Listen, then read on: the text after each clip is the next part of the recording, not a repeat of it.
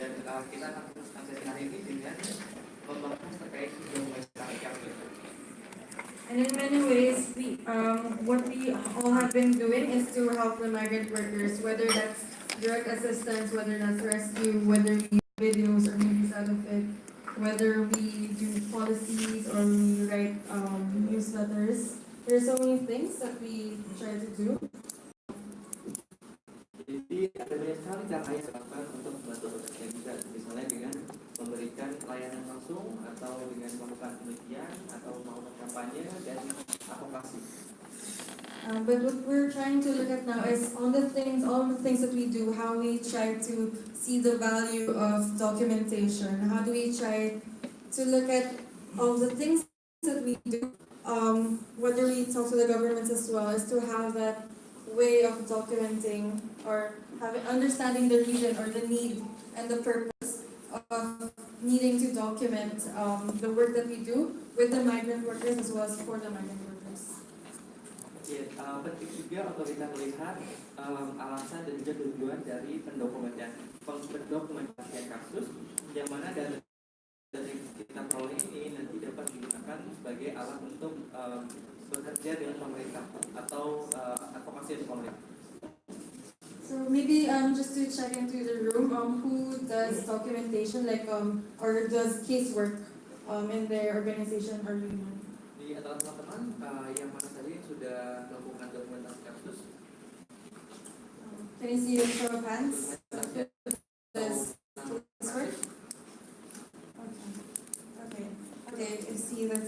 So, would it be great if you could share just a bit on why do you document or why does your organization document? Mungkin teman-teman dapat bercerita terkait alasan kenapa teman-teman atau organisasi teman-teman melakukan pendokumentasian kasus atau penanganan kasus. Maybe we can start off with. Ya kalau jadi sebenarnya cerita sedikit tentang Plan Internasional. Saya sebenarnya di Plan Internasional udah dari tahun 2017, tapi hanya sebagai volunteer, tidak sebagai anak magang ataupun karyawan di sana. Jadi mungkin agak sedikit familiar dengan Plan, dan akhirnya di bulan Maret ini memutuskan untuk jadi magang di sana supaya mengetahui bagaimana sebenarnya pekerjaan Plan Internasional itu. Jadi ya seperti itu. Nah terus kami itu karena membantu Bapeda dan Bappenas untuk melakukan voluntary national report ke PBB tentang implementasi SDGs. Nah dari sebenarnya itu tuh kalau kerja sama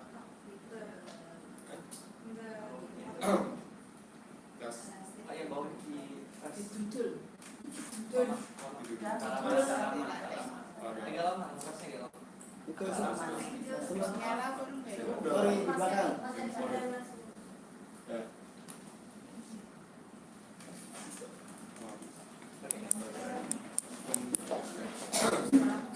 Jadi sebenarnya kalau di Plan Internasional sangat gampang, dan kalau misalnya kita mau kerjasama dengan Bappenas pun sangat gampang sekali. Dikasih matriks ya, jadi tanggal segala macam format itu tuh udah ngikutin dari Bappenas. Nah untuk voluntary nasional itu tuh ada dua metode, ada yang langsung ke Bappenas, ada yang langsung ke Bapeda. Bapeda itu seandainya organisasi kita kurang dari 8 cabangnya, jadi harus punya 9 cabang di seluruh Indonesia. Kalau misalnya udah punya 9 cabang di seluruh Indonesia, bisa langsung melaporkan ke Bappenas, jadi lebih efektif. Sementara kalau misalkan organisasi yang kurang dari 8, itu masing-masing cabang harus langsung melaporkan ke Bapeda di daerahnya masing-masing tentang implementasi SDGs. Jadi seperti itu sih. Formatnya itu bisa dilihat di SDGs, aku lupa lagi. Nanti dilihat lagi websitenya. Jadi sudah ada formatnya dari situ. Thank you. So one is because they want to work on the voluntary national review. Now this is related to the Sustainable Development Goals and the 2030 Agenda. Yeah. It's also because so that they were able to engage in the planning. And anyone else who wants to share why they document in their organization, or even at the personal level, why do you think why we need documentation? Ada lagi yang sudah mendokumentasikan kasus atau mungkin secara pribadi terasa penting untuk mendokumentasikan kasus?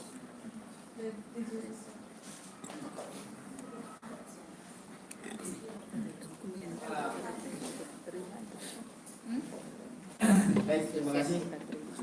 Kenapa kita kemudian melakukan pendokumentan kasus? Ada dua kepentingan. Kepentingan adalah kita sebagai lembaga kemanusiaan yang memang kita memiliki kewajiban untuk melaporkan akan serapan ataupun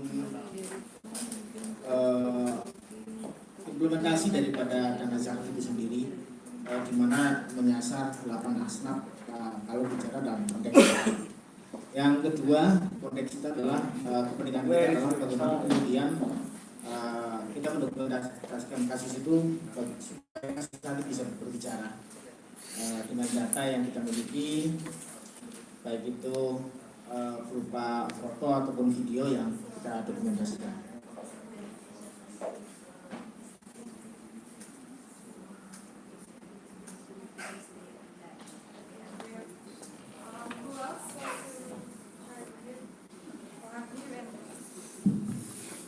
Terima kasih Aleksis. Kenapa kami butuh pendokumenan kasus? Pertama, kasus buruh itu banyak terulang yang sama. Jadi dan kami susah untuk mengingatnya ketika itu tidak dokumentasikan. Kedua, ketika kasusnya itu sama, kita penyelesaiannya bisa melakukan yang mirip-mirip atau putusannya bisa dilakukan jadi jurisprudensi terhadap kasus itu. Ketiga, berdasarkan data kasus yang dimiliki itu bisa kita sampaikan ke media, ke pemerintah, kemanapun bahwa kita punya jumlah kasus sekian. Jadi tidak hanya bicara, tidak hanya ngomong, tetapi kita bisa mengambil data. Very good.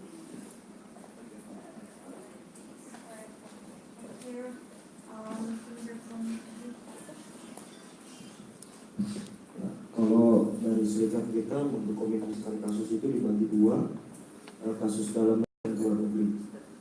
Kalau yang di dalam negeri kami sedang melakukan negosiasi dengan perhubungan dengan kasus-kasus kecelakaan kerja dan PHK dan ke PHI, persidangan hubungan industrial. Yang keluar negeri kami sedang mendekati kemenaker tentang perlindungan tenaga kerja, karena sampai saat ini belum ada turunan untuk pelaut. Gitu.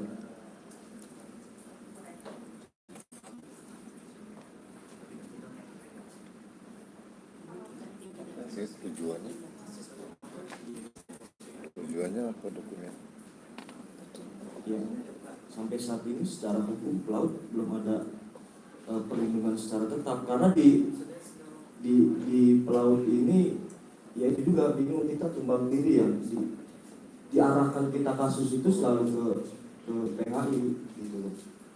Dan ribetnya PHI, mungkin persidangan PHI tahu lah ya, para hakim juga kadang tidak berpihaknya kepada si pekerja, dan lokasi kejadian juga kita kebanyakan di luar negeri gitu.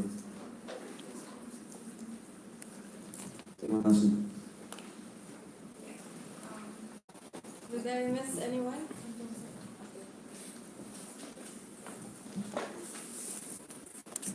Thank you.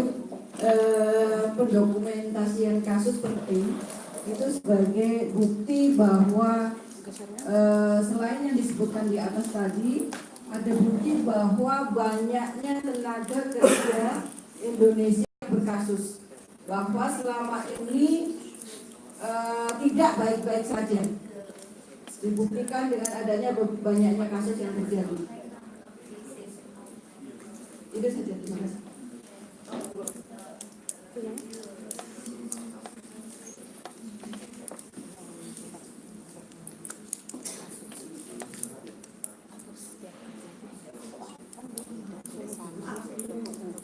Terima kasih. Waktu aku bersama-sama.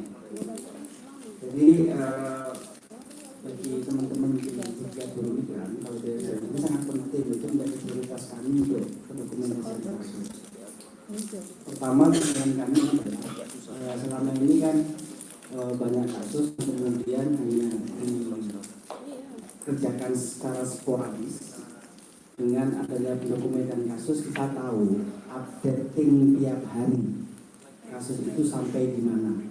Itu untuk kasusnya sendiri. Akhirnya kita bisa mengukur misalkan kasus tertentu dengan cara apa kita bisa menyelesaikannya. Dengan pendokumentasi kita tahu tujuan kami mempunyai best practices untuk bisa kemudian dikerjakan bagi kawan-kawan daerah yang lain. Yang kedua sama seperti teman-teman tadi, yaitu untuk mengawal kebijakan, karena kebijakan tanpa ada data yang konkret itu sangat susah. Contohnya adalah dengan pendokumentan kasus kita mempunyai data terpilah. Berapa kasus yang dialami oleh perempuan, berapa kasus yang dialami oleh laki-laki, jenisnya apa, daerahnya mana, negaranya mana dan sebagainya. Itulah kemudian kalau bisa dikelola dengan baik, itu bisa kemudian merubah kebijakan lebih baik. Dan siapapun nggak bisa membantahnya dari dokumentasi kasus itu. Mungkin itu Mbak Dia ya. Terima kasih.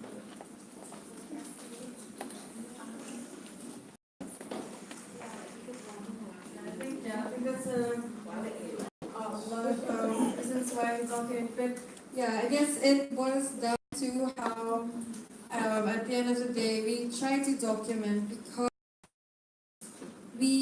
if we do those things, if we do try to document, we can see if there are policies that actually work or there are policies that do not work in terms of giving access to services for migrant workers. And we also try to see if there are such policies that exist or if it doesn't exist at all. It's based on the data or the information that we have, whether it does reach out to the migrant workers, whether it is being utilized at all. Ya, pada akhirnya kita tahu bahwa pendokumentasian kasus itu sangat penting. Yang pertama karena pendokumentasian kasus bisa membuat kita melihat apakah kebijakan tertentu itu sudah efektif atau belum. Dan kalau misalnya ada kasus tertentu dan kita melihat bahwa ternyata tidak ada kebijakan yang mengatasi kasus tersebut, kita bisa mengadvokasi agar pemerintah mengadopsi peraturan tertentu atau kebijakan tertentu.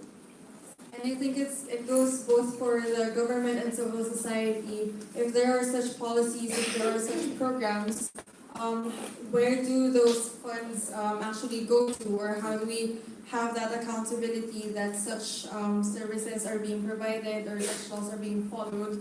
Again, to reach out to migrant workers, to give them access to the needs, especially because they are outside Indonesia. Dan ini penting juga untuk memastikan akuntabilitas pemerintah. Jadi nanti kalau misal kita sebagai masyarakat sipil dapat melihat, oh ini anggaran pemerintah ini dipakai untuk apa? Kalau kasusnya kok mereka terbengkalai kasusnya gitu. Jadi kita bisa meminta pemerintah untuk akuntabel dalam hal ini.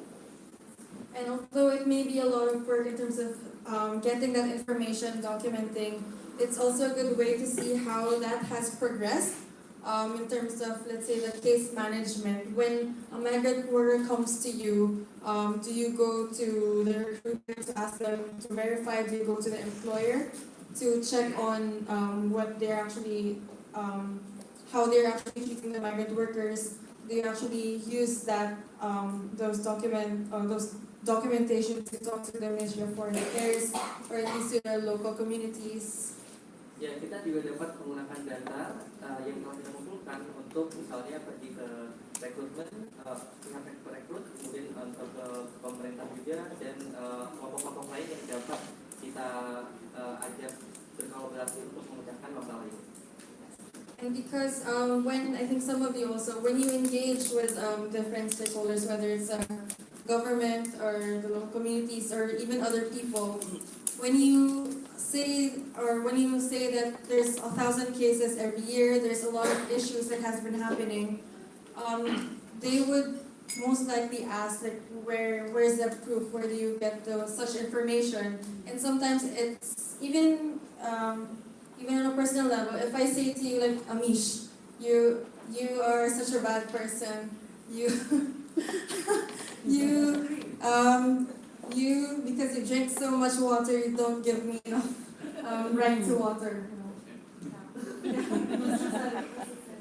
Ya, jadi contohnya kalau misalnya teman-teman bilang kepada pemerintah ada 1.000 kasus tahun lalu gitu, jadi pasti mereka akan bilang 1.000 kasus, dari mana dapat informasinya, mana buktinya seperti itu. Jadi contoh lainnya adalah misalnya Amis, Amis tuh bukan orang baik-baik karena soalnya dia ambil minum semua air yang ada di ruangan ini. Jadi yang lainnya tidak mendapatkan hak atas air misalnya. Jadi intinya kita penting untuk punya data itu sebagai bukti. Yes, and let's say I say that to everyone, and everyone somewhat believes me that I'm just a bad person, and it's basically like fake news. So that in order to avoid such things, we need to document them to see or to have a more accurate picture of what is actually happening, or if Amish is actually stealing water from me, or in a bigger sense, if governments are actually doing things, if we as civil society are actually very much following up on the cases or engaging with the recruiters. Jadi pengumpulan data itu penting untuk menghindari fake news atau berita-berita yang bohong. Jadi kita dengan data yang akurat itu kita tidak disangka kamu tuh fake gitu. Apa yang kamu bilang itu bohong. Tapi kalau kita punya data, kita bisa bilang ini loh, ini data yang benar-benar saya kumpulin atau ini data yang saya tahu dan akurat. Gitu. And then also in terms of how do we move things forward with documentation, it's because we try to raise awareness and try to voice out issues. So in order to do that, we need at least enough data to show what is actually happening or what is not happening based on the experiences that you guys have, as well as the experiences of migrant workers that you have engaged with. Pendokumentasian kasus biasa sangat penting, terutama ketika kita bicara masalah kampanye. Jadi untuk meningkatkan kesadaran masyarakat, kita juga harus memperhatikan kepada mereka bahwa sesuatu atau pelanggaran hak tersebut terjadi dan jumlahnya sekian dan terjadi oleh kepada kelompok-kelompok ini gitu. Jadi itu sangat penting untuk kampanye.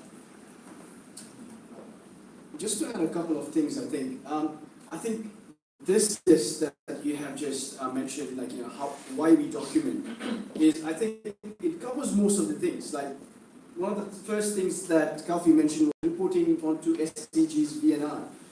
There are these different UN processes, the treaty bodies that we mentioned yesterday, the special rapporteurs that we can send complaints to.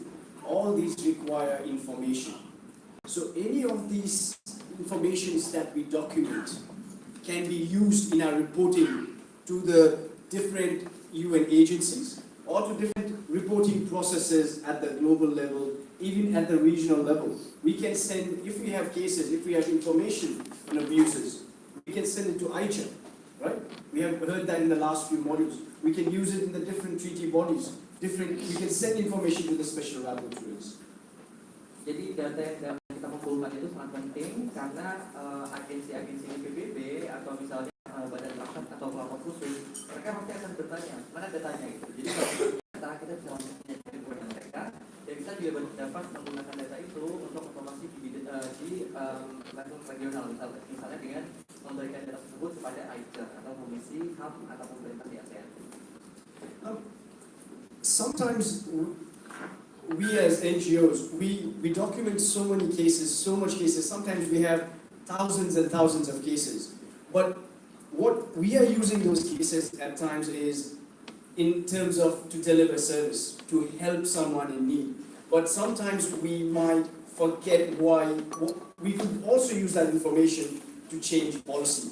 We could use documentation for evidence-based policy change. So it was also mentioned here before. So we can use this as evidence to advocate with the government, to raise awareness on certain issues. Sebagai CSO, ternyata kita menangani banyak sekali kasus, bisa lihat ribuan kasus, tapi kita seringkali konsentrasi pada aspek membantu. Jadi bagaimana membantu mereka dengan efektif. Tapi terkadang kita lupa bahwa sebenarnya kasus-kasus ini dapat kita kumpulkan dan kita pakai sebagai bahan advokasi untuk mengubah kebijakan.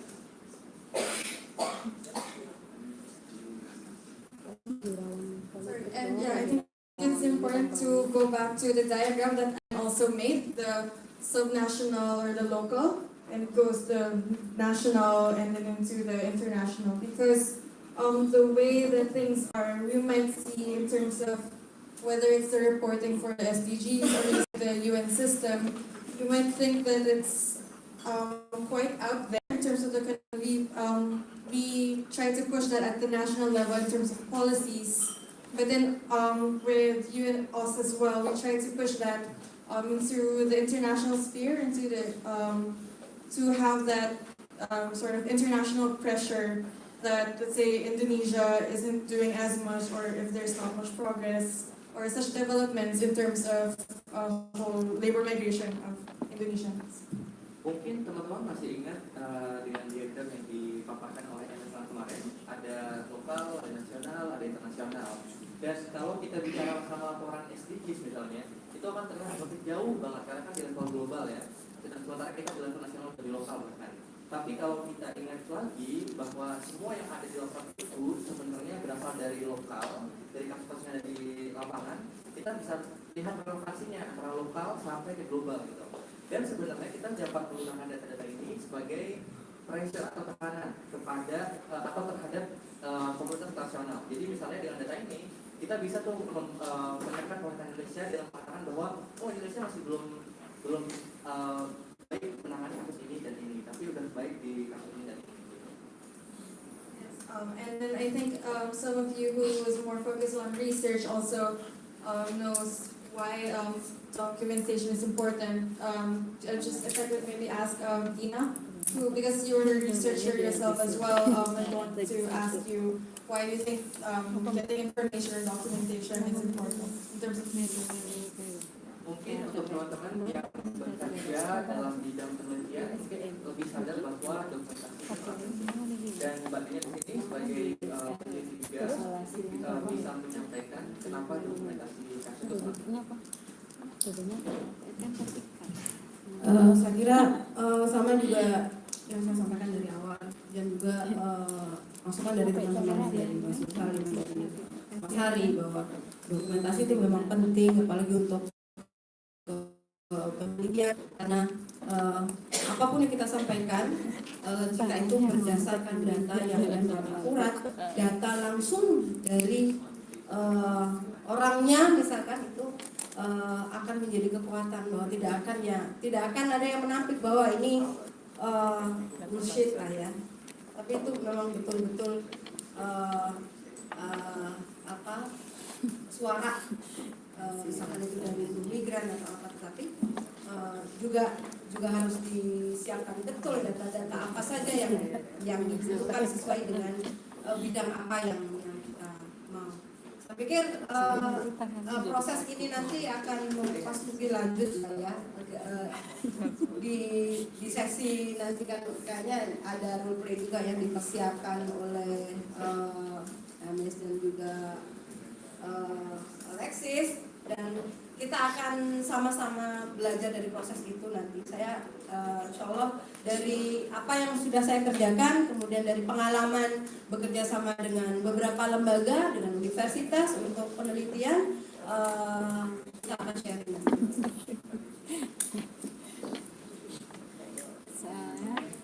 Thank you for that, Dina. If anyone else wants to share this before we move on to Ada yang mau cerita terkait pengalamannya penelitian atau mendokumentasikan kasus ini? Okay, so what we're trying to do now is to understand why we need documentation, but then to go further is there are different ways again. To what I mentioned, there are different ways of how you actually document, how do you get information, whether it's directly from a person or from let's say from online or let's say from different articles. But we'll do like a role play as a practical exercise to help us innovate as well. In terms of how we try different ways of getting information, and one of it is trying to have interviews. Let's say, for example, with a migrant worker himself or herself.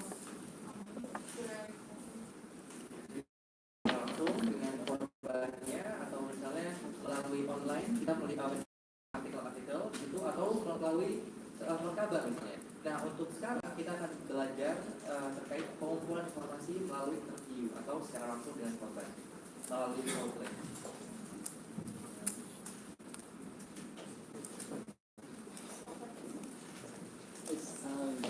Penjaga. Tapi orangnya mau ke sini, mungkin bisa cek apa nanti yang bisa membantu.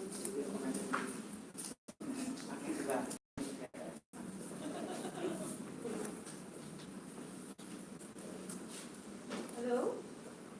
Ya, Halo, Mbak. iya Mbak.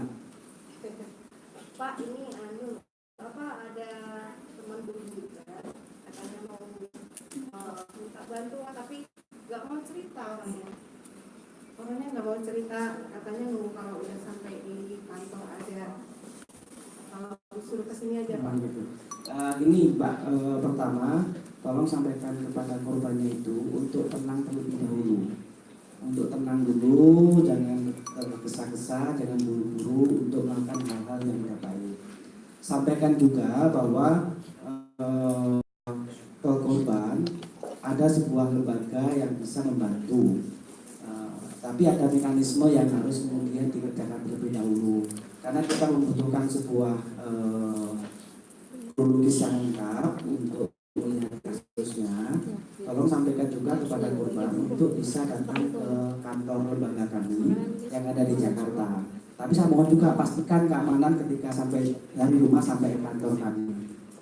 Dan dikarenakan saya adalah hanya sebagai penerima telepon, ada petugas khusus yang kemudian bisa menginterview langsung korbannya. Nanti langsung arahkan, bisa ketemu dengan namanya Mas Kavi, ya kan? Ada ketemu dengan namanya Mas Kavi, ya kemudian nanti Mas Kavi yang menginterview langsung korbannya dan didata, kemudian nanti Mas Kavi juga bisa bantu, ada tim analisis untuk dianalisa strategi penanganan seperti apa. Mungkin itu Mbak ya. Baik, nanti saya bawa ke sekretariat Pak ya. Ya, kami tunggu. Baik, terima kasih. Ya, alternatif.